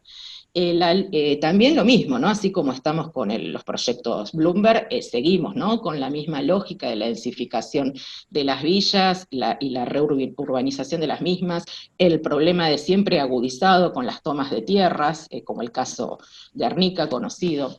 Después, en cuanto a planificación estratégica, el escenario, digamos, prepandémico, este es el tipo de diapos con el que yo venía dando clase. Consolidación de técnicas diagnósticas expeditivas, digamos, ya habíamos hecho un salto cualitativo importante en la materia, ¿no? Hacía como ya más de 20 años.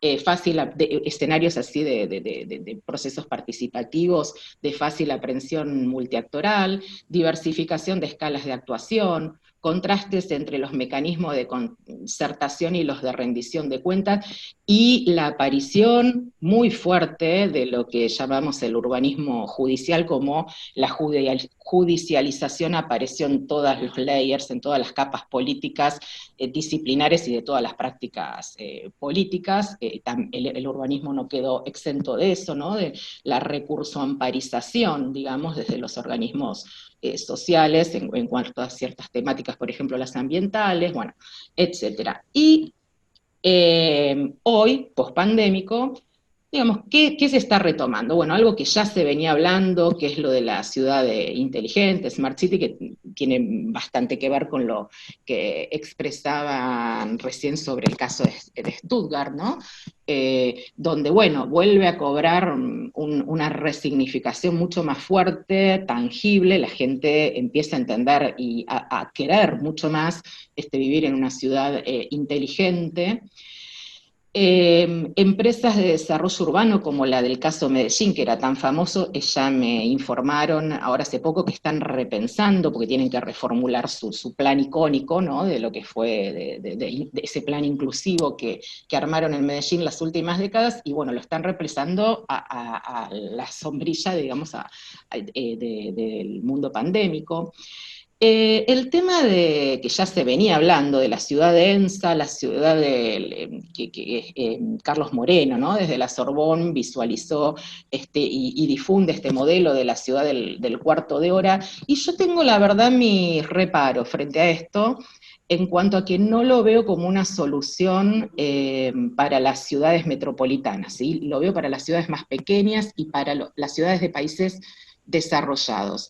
En el otro tipo de ciudades de los países en vías de desarrollo, ciudades macrocefálicas, digamos, y con muchos problemas de pobreza, bueno, no vamos a detenernos, lo veo limitado, y si me imagino una ciudad, por ejemplo, como la parisina, digo, bueno, esto de armar ciudades de 15 minutos, donde yo tengo todo al alcance para no movilizarme más de 15 minutos, es cuestionable cuando uno piensa en los suburbios parisinos. Cualquiera que haya estado, acá hay mucha gente de relaciones internacionales, así supongo que han viajado, imagino que han caminado por los suburbios parisinos de los argelinos, bueno, etcétera.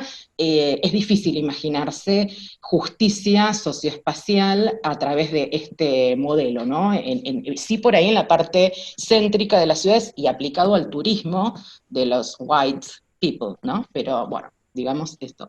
Y lo que yo digo, bueno, en esta cuestión de la planificación estratégica, para mí, bueno, hay que rescalar tiempos, revisar el alcance y la oportunidad de los procesos participativos, tamizar y adecuar la transpolación de los modelos exógenos, que en América Latina estamos tan acostumbrados a importar de Europa o de Estados Unidos, operar sobre esto es muy interesante, ¿no? Esto de operar sobre la transición que ya veníamos analógico, digital y ortopédica en cuanto a en nuestra relación con el mundo a través de aparatos como un mouse que nos vincula con la computadora o un control remoto sobre un televisor, hacia nuevas interfaces que ya se venían hablando, pero que ahora vienen como más necesarias, que es la robótica, la energía remota, la inteligencia artificial, y asumir el cambio de época, que así como en la posguerra del siglo XX, hablamos de los baby boomers, después a fin del siglo XX de la generación X, hoy estamos con la generación táctil que tiene otras prácticas, otras necesidades. ¿Y en qué nos encontrábamos en materia de ordenamiento territorial? Bueno, todas las políticas sectoriales, digamos, quizás hace 5 años para atrás, estábamos viendo una actitud, por lo menos en varios países de América del Sur, donde el clima ideológico, político y social permitió este laboratorio de experiencias en paralelo con la continuidad del modelo de ciudad neoliberal y global y todo eso, poner la cabeza a cubrir viejas necesidades con viejas herramientas ayornadas desde el enfoque del derecho a la ciudad que permitieron la construcción de viviendas a gran escala, de autopistas, de obra pública, etcétera, sí con patrones quizás anticuados, no los mejores, de la ciudad dispersa, que trae muchos problemas después, pero eso tiene que ver con la carencia de tierra que se tiene en los países como los nuestros, ¿no? De suelo apto para este tipo de usos. Daniela, bueno, muchos, sí. Sí, podemos ir por ahí cerrando, así nos queda tiempo para las preguntitas. Bueno, muchos instrumentos, 2-3 minutitos tengo. Sí. Bueno, porque son 14 diapos, ya una la pasé de largo. ¿En qué nos encuentra en este tema a nivel de las políticas urbanas sectoriales? Bueno, represando desde lo proyectual y desde la gestión en distintos organismos en Argentina, estamos ante un nuevo gobierno que asumió en medio prácticamente de la pandemia, tratando de recuperar viejos instrumentos de manera ayornado, como se puede, y encontrándonos con esto, ¿no? Con armar concursos para que estudiantes y docentes piensen nuevas lógicas de hábitats emergentes, el armado de áreas de políticas de suelo vinculadas a otras políticas de vivienda como el programa Procrear, cómo adecuar o adaptar infraestructuras existentes como Tecnópolis para tener estas salas genéricas de salud para casos que quedemos desbordados. Yo misma, por ejemplo, este libro hice la suburbanización hace varios años, en 2010, si hoy me lo tuviera que reformular, digamos, vamos a pasar esta diapo que hablaba un poco de las políticas neodesarrollistas a nivel nacional, yo me pondría a pensar en esto, por ejemplo, ¿no? Hoy por hoy me podría pensar, ¿cómo fue el tema de las colonias, con esto de las migraciones inversas, de lo que se está hablando tanto, cómo fue el tema de las colonias a través de la inmigración europea en su momento, como hubo en Argentina, las colonias, ¿no? que tenían que ver con repoblar el interior del país? El tema de la descentralización geopolítica de la posguerra, de las New Towns, por ejemplo en Gran Bretaña, en el momento de la posguerra.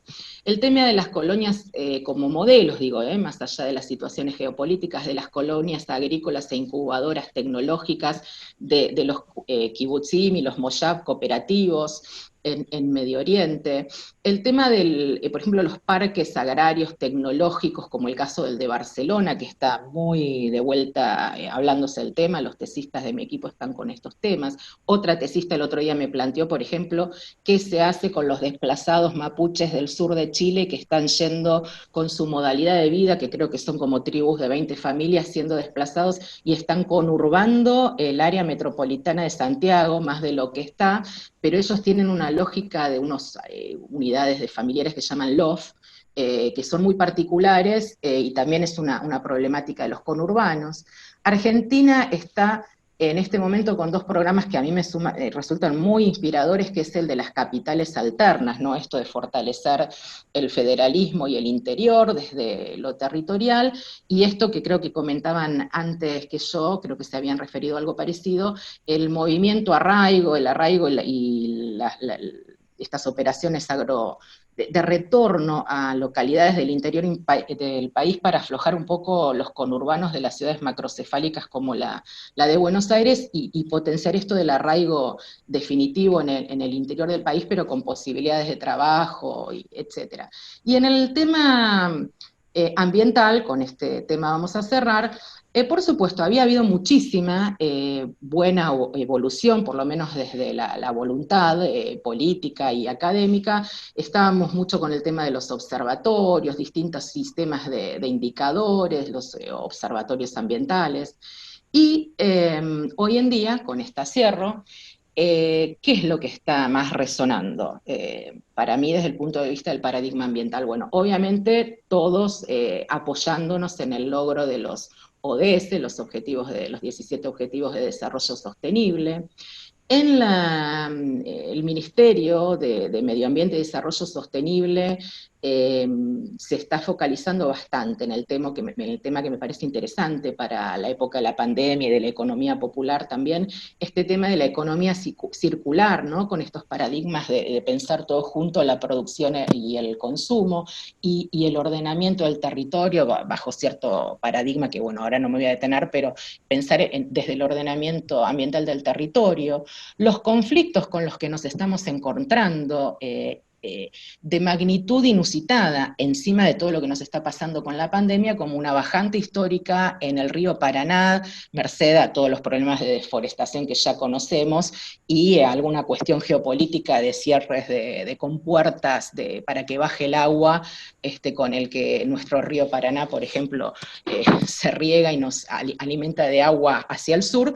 En paralelo con en la misma zona y también en Córdoba, otros lugares, esta es una foto de Rosario, con estos incendios que ya nos tenían acostumbrados, el caso del incendio reciente de Australia y lo que está pasando, suele pasar siempre en California, pero con magnitudes cada vez peores por el tema del calentamiento global y los espurios intereses de la difusión del desarrollo inmobiliario en zonas próximas a las ciudades y de expansión de ciertos cultivos como la soja, ¿no? Esto de la depredación. Y finalmente, decir, bueno, dos cosas, ¿no? Una media que me preocupa y una mejor. La que me preocupa es esto, hay un libro de Orduna ya de hace unos cuantos años que habla sobre ecofascismo, que pone en escena desde el punto de vista ambiental. No se está hablando demasiado de esto, pero yo que estoy con la preocupación de que este retorno al interior, a pequeñas localidades que yo quiero y estoy de acuerdo con propulsar, genere nuevos secesionismos y este tipo de cosas, y nuevos neofascismos, ¿no? Que siempre en un contexto adverso están a la orden del día y es muy preocupante, pero el ecofascismo lo que plantea es esto de la intromisión de otros estados más poderosos a través del discurso ambiental, que es lo que tenemos que tener cuidado, en los intereses geopolíticos locales, ya sea el agua dulce, las reservas de petróleo, bueno, lo que sea. Y por último, que me parece que en eso vamos a terminar bien, por lo menos en Argentina, porque hay mucha gente que yo conozco y respeto mucho, por ejemplo, la geógrafa, la licenciada Patricia Pinto, que ella tuvo una enfermedad grave, estuvo por morirse el año pasado, y este año creo que le encontró el sentido a haberse salvado, y está luchando muy fuertemente para que en Argentina haya una ley de humedales, y que en territorio incendiado por mano del hombre no se pueda construir ni hacer ningún tipo de emprendimiento durante los próximos, creo que 20 años. Así que deseo fervientemente que eso acontezca. Bueno, cierro con esto y quedamos al debate. Muchísimas gracias, Daniela. Muy buena tu presentación, así que nos quedó un montón de cosas, salieron un montón de cosas, estaría buenísimo ahora que lo podamos... Ya dejé de compartir, ¿no? Sí. Bueno. Sí. Bueno, ahora lo que vamos a hacer, vamos a pasar a las preguntas, creo que no tenemos acá, ya las ordené un poquito. Vamos a ir, si quieren, de acuerdo a los expositores. Bueno, tenemos como para Patrick, tenemos unas preguntas. Dice Débora, el desarrollo y fomento de los espacios públicos lleva consigo implícito un incremento en los servicios de mantenimiento de los mismos. ¿Cómo manejan esto en su alcaldía y manejar esto en un posible impacto en aumento de la tasa de servicio público municipal? ¿Cómo manejan esto en un posible impacto de la tasa de servicio público municipal?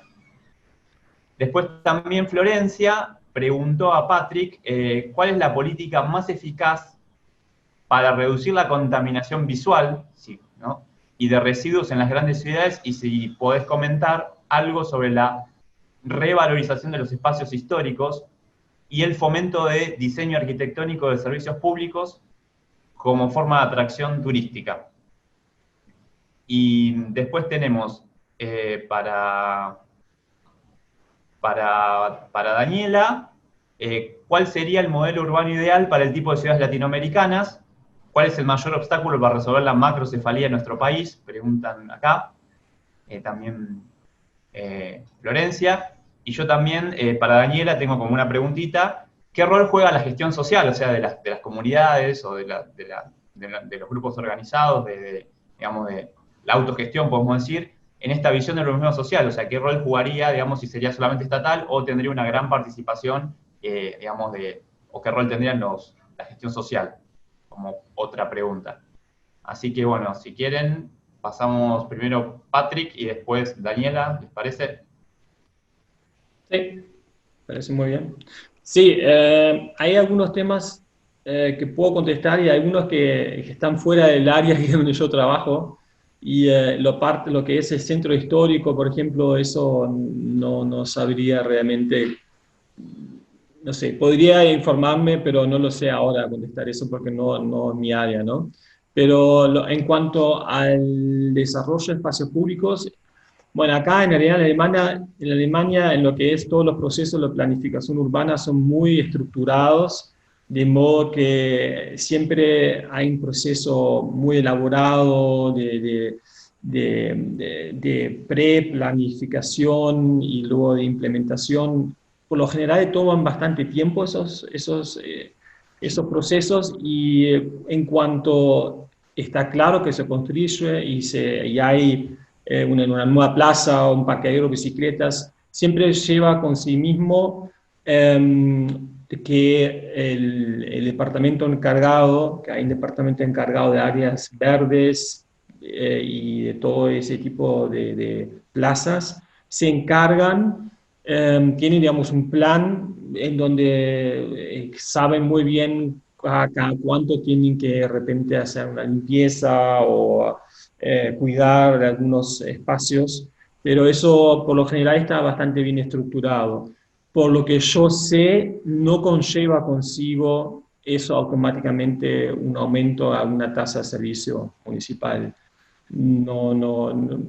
Sí, existen algunas tasas, pero por lo general eso en los espacios públicos, digamos, es una tarea que ve el municipio como propio, y tampoco es que eso conlleve rápidamente a un aumento de una tasa. Pero lo que sí, en cuanto al tema de la contaminación visual, que también es un área muy específico, que no trabajo, pero sí puedo decir que está todo en el municipio. Nosotros, y en eso es alemán, probablemente también en Austria, Suiza, pero hablo por Alemania, está todo muy reglamentado. Está todo muy reglamentado, entonces que no por lo general, los negocios, por ejemplo, pueden tener determinado cartel, que puede tener determinado tamaño. Cuando ponen otro tamaño más grande, no puede exceder cierta longitud o entrar, digamos, en la calle. Eso está muy reglamentado y se controla también regularmente. No siempre todo muy, muy detallado, pero no es así que los negocios pueden poner lo que ellos quieran. Eso hay bastante control, digamos, hay dentro del Departamento de Planificación Urbana, hay un equipo que hace todo lo que es lo estético, digamos, la calidad y la estética del espacio público. Entonces también siempre se trata de ver que esté dentro del plan y que no haya diferentes tipos de intervenciones que no peguen entre ellos, así que eso está también bastante organizado. Y en cuanto a los residuos, bueno, pues en realidad debo decir que funciona bastante bien eso, todo lo que es la parte de recolección y todo eso. Sí observamos que en cuanto a las plazas que son muy populares, porque gente se reúne para tomar, para festejar, para encontrarse, cafés y eso, hay un aumento un aumento en la basura que se genera, y hay en realidad dos cosas que hemos hecho nosotros como municipio, y es, por una parte, hicimos una campaña, estamos todavía haciendo una campaña de concientización con carteles, avisos en los medios sociales, en la calle, de concientizar que de no tirar la basura, de cuidarse, no tirar los puchos, los cigarrillos, todas esas cosas, y eso para también demostrar que es la ciudad de todos y todos tenemos que cuidarla, y que no es tampoco cuestión de solamente que el municipio recoja la basura, sino que todos somos parte de esta ciudad y tenemos el deber también de cuidarla. Y esa campaña es bastante visible, sigue funcionando. Y lo otro, en cuanto también se ha hecho, es las multas también, ha aumentado las multas por si hay alguna infracción en cuanto de la basura. Y sí, eso son básicamente en realidad las medidas que adopta la... Ah, sí, y una cosa muy concreta, en las plazas centrales, donde hay mucha gente que se sienta en las escaleras, en las plazas, en verano sobre todo, ahora que ya viene el otoño es un poco menos, los recipientes se han agrandado. Hemos puesto recipientes más grandes para que se pueda recoger más basura. Se ha aumentado la cantidad de veces que vienen a recoger la basura en algunas plazas grandes para que justamente no hubiera mucha basura tirada.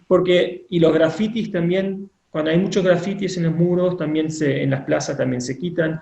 Todo eso es para que la gente se sienta más cómoda, más segura en el espacio urbano, y que sea más limpio todo, ¿no? Y de esa forma sea un gusto estar en el espacio público.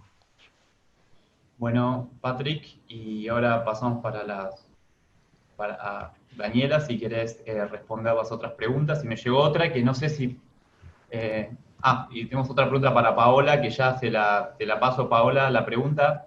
Dice también, las acciones de los municipios serían de gran ayuda para contribuir a la mejora del medio ambiente y remediar aquellos daños ocasionados. Pese a esto, y a que existen leyes que velan y protegen el bienestar y el medio ambiente sano, la acción concreta es muy baja. Se debe a la falta de iniciativa o de compromiso político. La desinformación juega otro papel, o la gobernabilidad municipal se ve muy pequeña y encuentra trabas. Eso para Paola. Así que, Daniela. Sí, breve para dejar lugar al resto.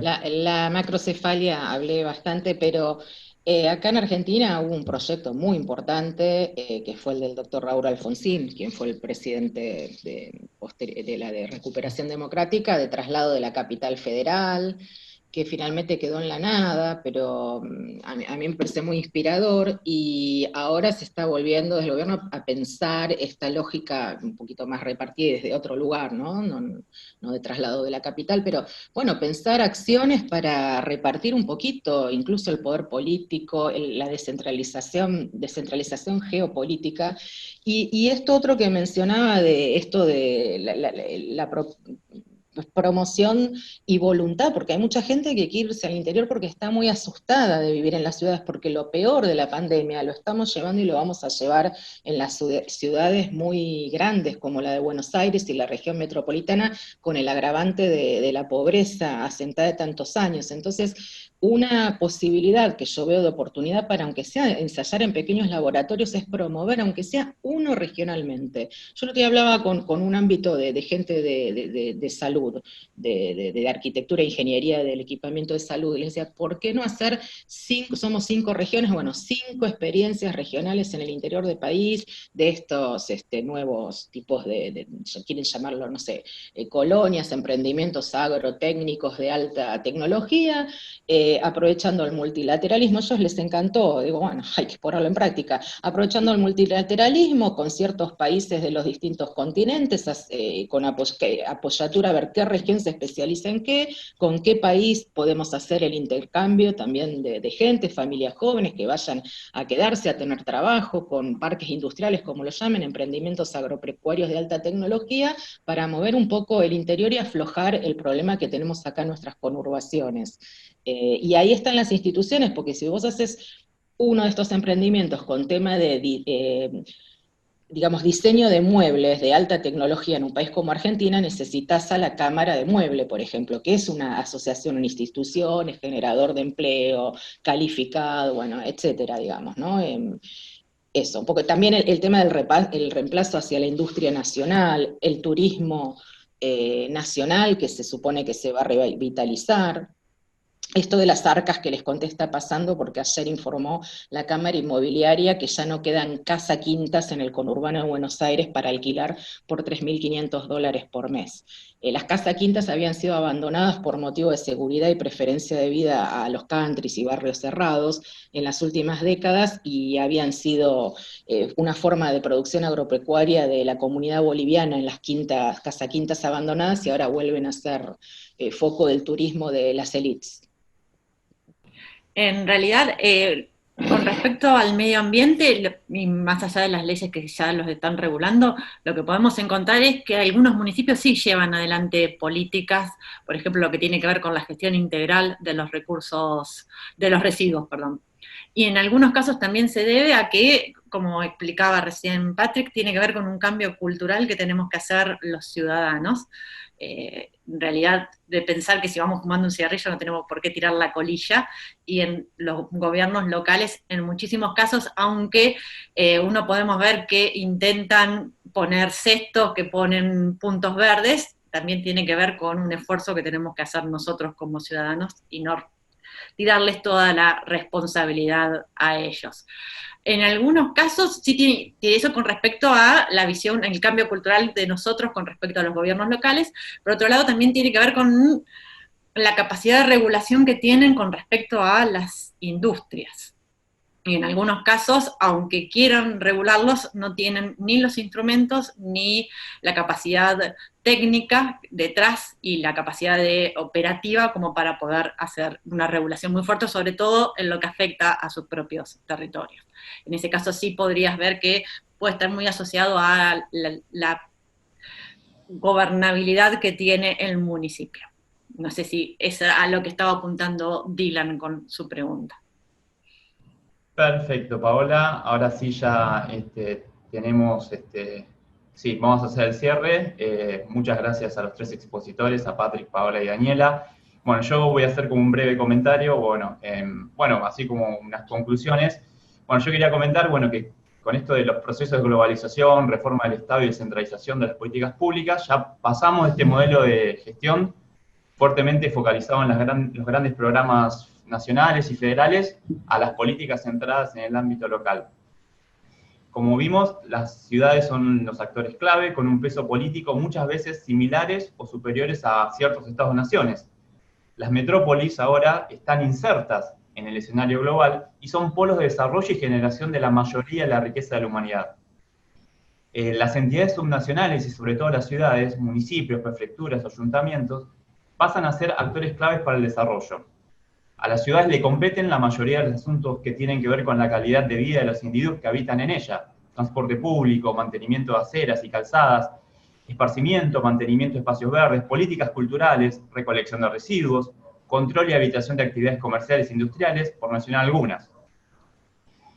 América Latina es la región más urbanizada del mundo y en desarrollo. Durante las últimas décadas, más o menos el 80% de los latinoamericanos vivimos en regiones urbanas. Esta concentración de la población en estas urbes, centros urbanos, nos pone de cara a nuevos retos. Pensamos también que el 40% de los latinoamericanos vive en ciudades de más de 1 millón de habitantes.